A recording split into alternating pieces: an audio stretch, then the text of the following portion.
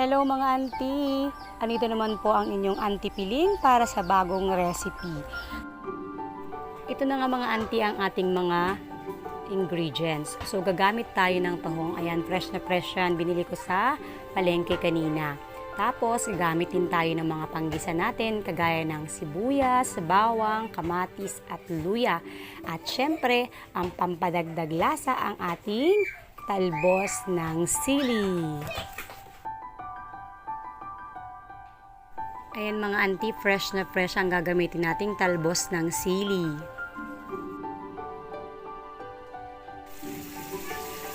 Yan, ang mga auntie, sisimulan ko na ang paggisa sa luya, bawang, sibuyas at kamatis. So maya-maya, pwede natin ilagay dito ang ating tahong. Ayan mga auntie, pag nailagay na natin yung tahong, lagyan lang natin siya ng konting tubig. Tapos hintayin natin kumulo at hintayin bumuka ang ating mga tahong.